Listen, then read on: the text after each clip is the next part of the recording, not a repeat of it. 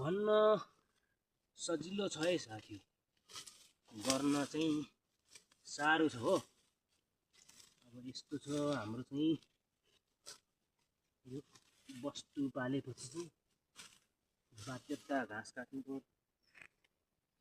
काट्नै पर्यो।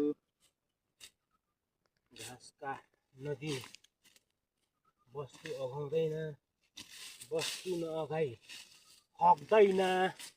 यो हग्दैन भनेको चाहिँ हाम्रो गाउँले भाषा, यो हगेपछि मल हुन्छ। अनि त्यही मल चाहिँ यसरी खेतीपातीमा लाउने।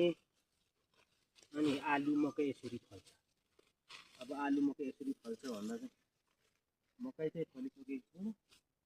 हाम्रोतिर मकै चाहिँ यस्तै मात्रै हुँदैछ। मकै पनि देखाएँ हाम्रो। अब यो मकै देखेर पनि हामी कस्तो ठाउँमा बसेका छौँ भन्ने कुरा तपाईँहरूले देख्न सक्नुहुन्छ, बुझ्न सक्नुहुन्छ। अब यो घाम लागोस्, पानी परोस्, किल्लो दाम्लोमा बस्तु भएपछि काटेर दिनु पर्यो घाँस।